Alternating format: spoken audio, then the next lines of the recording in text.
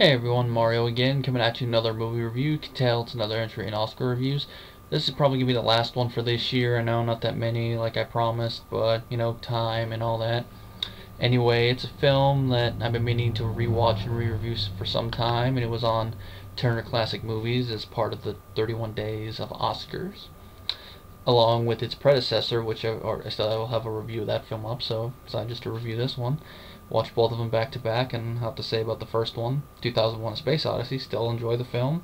It is slow paced in parts, a lot of parts without dialogue, but it's still a classic sci-fi film. Special effects still hold up today, which I can still make that comment about this film, even though it's paced vastly different. But that's because it has a totally different director. It shows the difference in styles between Stanley Kubrick and Peter Hyams.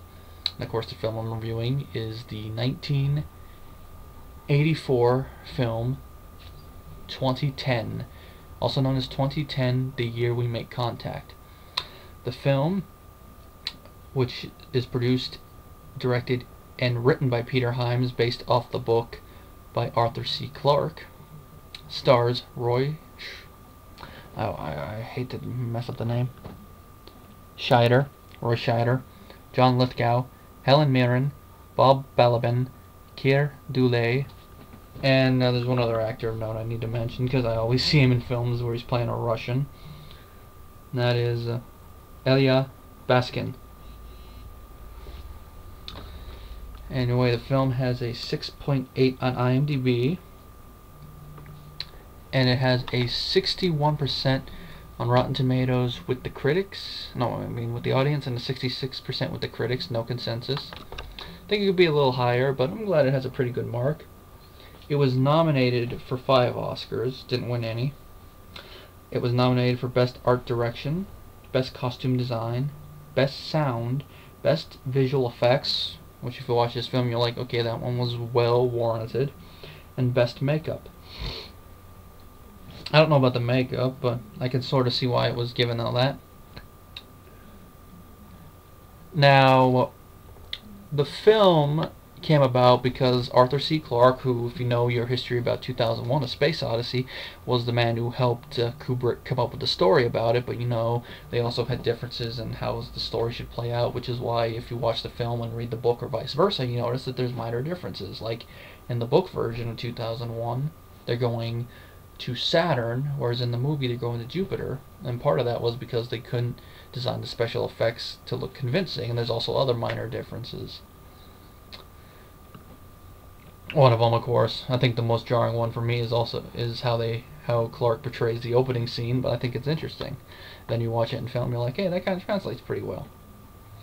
Anyway, the film takes place several years after the event of the first film and the mysterious failure of the Discovery 1 mission, which resulted in the deaths of 4 of the astronauts and the disappearance of David Bowman.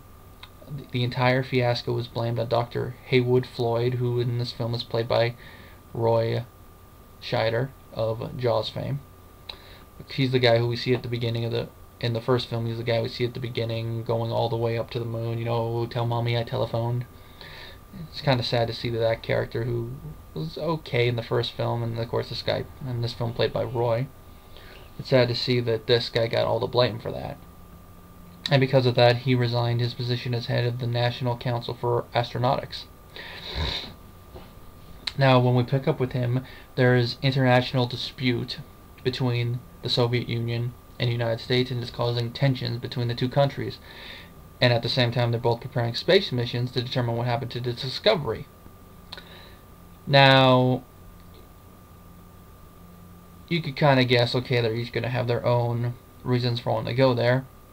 But as we pick up with the character of Dr. Floyd, he's being approached by a Soviet, I'm guessing, ambassador, telling him that the new Soviet ship, the Leonov, will be ready before any American ship is ready, and that if he wants, he can go with it.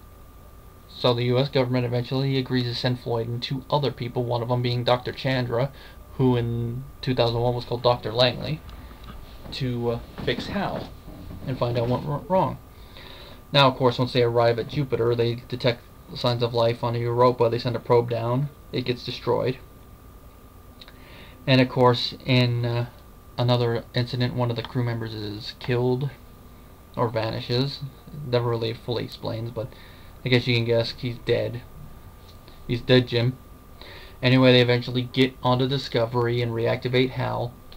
And all seems to be going well, but then they get a mission from Earth telling them that, everyone from America has to get on Discovery, everyone from the Soviet Union has to stay there because they're basically at the brink of war. And at the same time, Dr. Floyd gets a message from David Bowman that they have to get out of there in 2 days because something wonderful is going to happen. So they have to work together in order to get out of here. Now, one thing you can say about this element of the film, which from what I understand is taken from the novel at the time it was written, there's a little bit of Cold War propaganda here, but the way it's done, it's not picking a side and saying one side is right, like the Soviets are right, the US government is right. It's basically go from the perspective is that despite our economic differences, communism versus capitalism and all that, we're all humans. We're the human race. We have one planet. And of course, with space travel, we can go off and colonize multiple planets. But we're still one species. We should be able to put our differences aside for the common good. Especially if we're not the ones who are responsible for the dispute. Like, they mentioned it several times, it's our bosses who do all this. The politicians, we're scientists. And of course, in the end, the Soviet scientists and the Soviet astronauts and the Americans are able to work together and get out of there. And of course, it ends with a great ending, a great use of special effects. Not very elaborate, like in your face, but it works for what it has to be. And especially with the whole Jupiter imploding thing. I love that special effect. It still holds up today. Now, the acting from all the actors is pretty good. Roy does a great job as Floyd. I think he's a little bit more memorable than the guy from the first film. John Lithgow is good for what character he has to do. Helen Mirren is good for what she has to do. Bob Balaban, he's okay as Chandra. Not really much to do other than talk with Hal. Douglas Rain, it's good to hear him speak as HAL 9000 again. Maybe a little odd after what he did in the previous film, but it's nice to hear him. It's nice to see Keir Dullea back as David Bowman again, even though he's only in 2 brief scenes. And then, Ella Baskin, like I mentioned, always seems to see him in a film where it requires a Russian. Only ones I can think of off the top of my head that I remember him from are the Spider-Man sequels, Sam Raimi's ones, that is, and of course October Sky, kind of funny, another film involving Russians versus America, though that one is not as overt. That one's more like, okay, they got into space, now we got to get into space, and kid inspired by it, more inspired by the space race to build rockets and all that. Now, this is one of those sequels that I would say, well, not better than the original, is at least worthy of the legacy of the original, and or on par with it. Because I have to watch them back to back again a couple more times to decide which level I'd be on it. It's like with Alien and Aliens, I've watched the film so many times I can basically say that they're more or less equal. Because Alien and Aliens, they're both sci-fi films, but they take different approaches. Alien is sci-fi horror, kind of like with the whole slasher genre thing. Though it doesn't, it doesn't really quite fit into there. It uses some of the tropes, but that's because it's a monster killing people. You're going to have some of those tropes in there. They're not a lot of the stupid ones, but some of them are there. And then, of course, Aliens is sci-fi action with a little bit of thriller. Whereas 2001 and 2010 are both, sci-fi dramas. Though this one has a little bit of political tension and allegory in it, which I think still holds up. Maybe it's because I actually am not that far removed from the Cold War and also the modern tension now with Russia and the United States. I'm like, makes me think about this a little bit more, but it's definitely one I would say you would watch. It's probably a little easier to get into than the previous film. You don't need to have watched the previous film in order to understand this film, which is one thing something I say and something they mentioned on Turner Classic Movies. But it's one that benefits from having watched the first film at least a couple times to fully understand the story. because then you get a better appreciation for a lot of the references to the first film, especially when they go onto the Discovery for the first time. From a visual and set design standpoint, you have an appreciation for how well they recreated the set. Because if you know anything about Kubrick, he had a habit of destroying things that were left over after making the film. Either deleted scenes or set stuff, which I can sort of understand why he would, but it's like one of those things like, yeah, probably should have. Okay. Anyway, now time for the trivia. I already mentioned that. Oh, this is something funny. At around 21 minutes, when Dr. Floyd stands in the doorway of his sleeping son's room, on the wall to the left of his bed is a poster of an Olympic runner with the text Beijing 08 on the bottom. This was before, of course, Beijing had been set as a location for the Olympics, so it's a fun little example of life imitating art. The phrase, "My God is full of stars," was not part of the film 2001, but it was a part of the novel. So since this is technically a sequel to the movie, but also based off the book, there's gonna be like minor changes, like the whole Langley Chandra thing, but also that, which I think that's a nice little addition. Though saying that aloud in the movie might have ruined the pacing, but who knows? The futuristic computer that I know I'm always gonna have to pause at that name, Roy Schreider, is using on the bench planning for the mission is an Apple LLC with an LCD screen. It was a full-strength Apple computer with 120 kilobytes of memory, 2 serial ports, and a mouse in an 11-inch by 12-inch box, small enough to fit in a briefcase. Impressive stuff at the time. No, the computer Whoa. Sorry, as I was saying, the computer I'm recording this off would blow that out of the water. It would have been like, this is some high-tech shit. During the early planning stages of the film, an email connection was provided for Peter Hyams, who was in Hollywood, and Arthur C. Clarke, who was in Colombo, Sri Lanka, so that they could consult one another as Hyams adapted the novel to the screen. In 83 and 84, such an email correspondence was practically unheard of outside of the academic community, and it was certainly the first in the world of film. Edited highlights of the emails were published as a book, The Odyssey File, in 1984. Oh, this is something interesting. Arthur C. Clarke wanted Dr. Chandra to be played by Ben Kingsley. That would have been interesting. Maybe the character might have been a little bit more memorable, or it would have just been a little weird since we got a big, an Oscar winner in such a small role, but it would have been nice.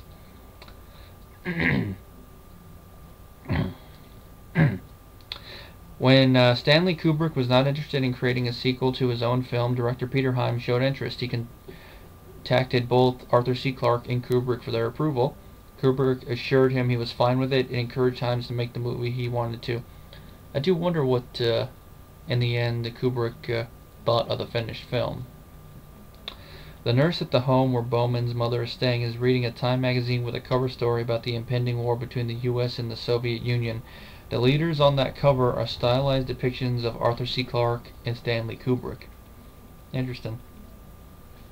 The blue spaceship on the Discovery, the only one that was never used in either film, was later used in the Babylon 5 episode 120 Babylon Squared and 317 War Without End, Part 2. Helen Mirren's character in this film is Russian. Like many other characters she has played in other films, Mirren actually does have some Russian ancestry.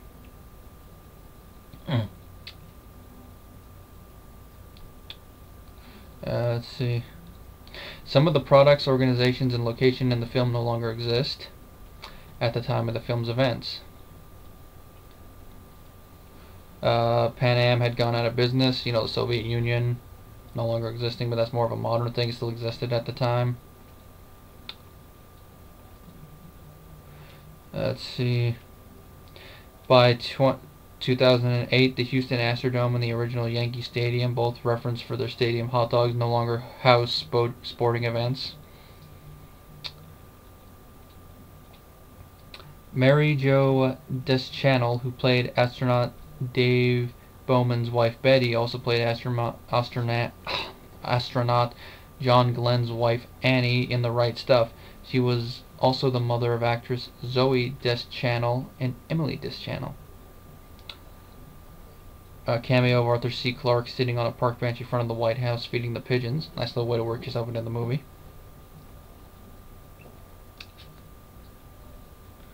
Okay, nothing. The Russian spaceship I'm gonna have trouble with this name. I don't really understand how to pronounce Russian. Alexei Leonov was named for the cosmonaut who was the first man to perform an extravehicular activity spacewalk. Victor Milson states that a U.S. Navy vessel called USS Cunningham participates in a deadly naval engagement with a Russian vessel. Given that the film was made less than 10 years following the end of the Vietnam War, it could be held that a futuristic Navy ship named Cunningham may have been named after U.S. Naval Commander Randy Duke Cunningham, who at the time was a notable decorated Vietnam War hero. Wouldn't surprise me, we usually do name ships after war heroes. However, Cunningham will be best remembered by the public as a disgraced United States congressman. I'm guessing that happened after this movie was made, so probably right. Guess in the world of this film, that never happened.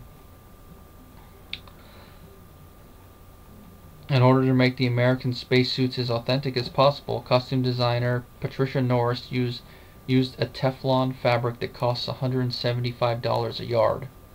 I'm guessing that was in 80s money. It'd probably cost like $300 a yard now. The set for Floyd's house with dolphin pool was constructed atop the MGM Studio saucer tank in Culver City, California. The dolphins, named Captain Crunch and Leilani, were provided by a local aquarium.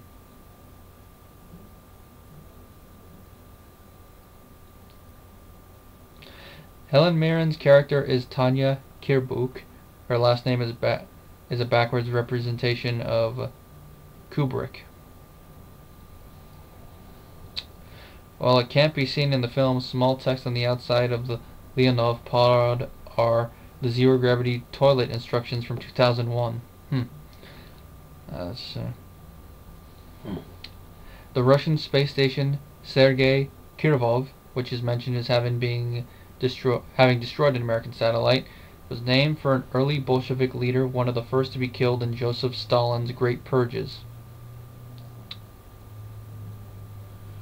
Let's see. The first shot of the Leonov's interior, the camera opens on a close-up of a computer monitor in sickbay. Below the monitor is a decal with several lines of English text, which are part of the zero-gravity toilet instructions from 2001. Okay, I already read that. I hate it when they have repeats on here. The score was originally composed by Tony Banks of Genesis, but Banks' score was ultimately dropped. David Shire was brought on board to do the final score for the film.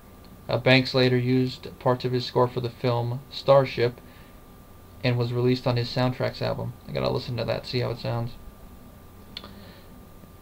Roy Schreider, who plays Floyd, has a dolphin in Sequest 2032, a show I still need to watch, by the way. He plays Captain Nathan Bridger, who also has a dolphin.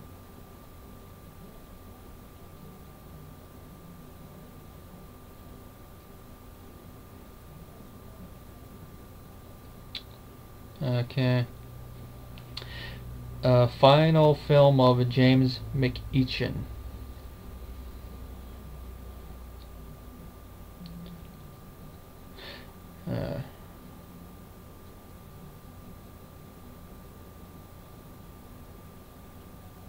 Okay, that's about it to mention. In conclusion, this is an excellently made sequel, as I said. Definitely a respectful sequel to the original and around the same level, though won't probably be remembered as much because the first one had a lot of impact on special effects and all that. But definitely a worthy sequel. Definitely gets my recommendation if you haven't watched it, especially if you're a fan of the first film and you haven't gotten around to watching it or been iffy on it. Definitely you should get around to watching it. My rating for 2010, I give it a 4 out of 5.